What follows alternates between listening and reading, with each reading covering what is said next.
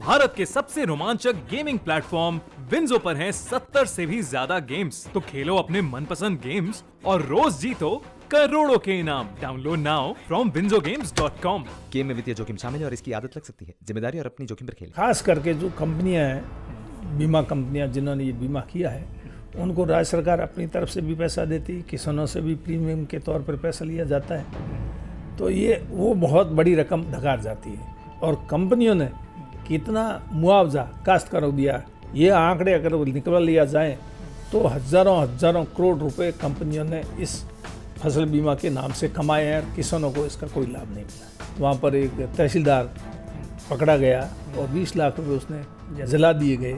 तो जब 20 लाख रुपए उसने इकट्ठे किए और जला दिए गए तो फिर सरकार को इतना भी पता नहीं कि भी कौन क्या कर रहा है।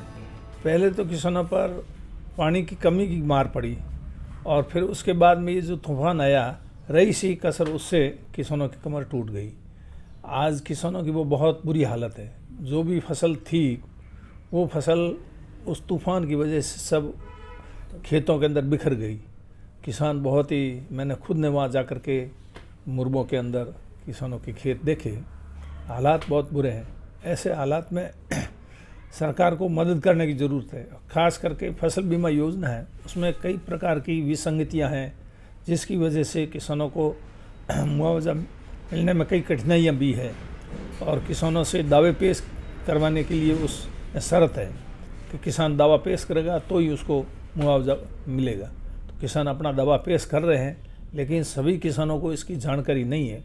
तो जो किसान दावा पेश करने से वंचित रहेंगे, उसमें समय भी बहुत कम दिया है, तो वंचित रह जाएंगे तो उनको दावा मुआवजा मिलने में दिक्कत आ सकती है।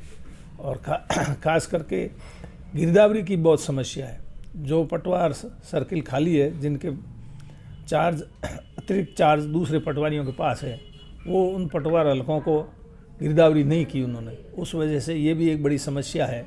फसल बीमा के अलावा भी जो कृषि आदान अनुदान के रूप में किसानों को मुआवजा मिलता है खाद बीज के लिए, उसमें भी दिक्कत आएगी। तो ये सारी बातें हैं।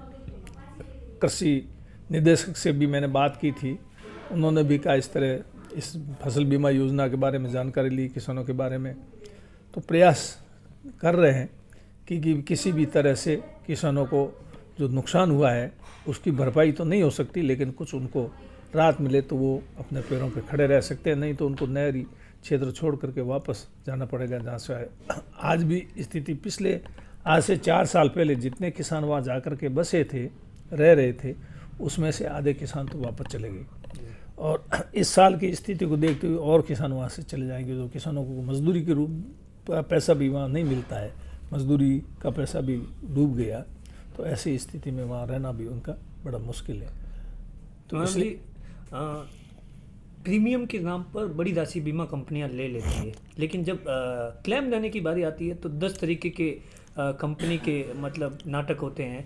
ऐसे में आपको नहीं लगता कि सरकार को अब इन कंपनियों के बारे में सख्त से सख्त कार्रवाई करनी चाहिए, ताकि एक भोला वाला किसान, चाहे उसकी केसीसी में से पैसे कट जाते हैं, मोटी रकम कट जाती है, जब उसको नुकसान होता है तो उसकी भरपाई पूरी तरीके से नहीं मिल पाती। ये फसल बीमा योजना, इसकी किसानों को पूरी तरह से एक तो जानकारी भी नहीं दी जाती है भी नहीं।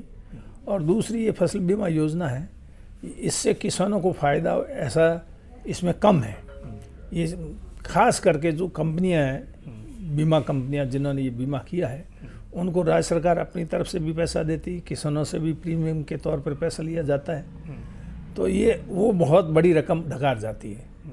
जिस दिन से ये फसल बीमा योजना लागू हुई, फिर बाद में इसको संशोधित रूप में प्रधानमंत्री फसल बीमा योजना के नाम से इसको पुकारा जाता है।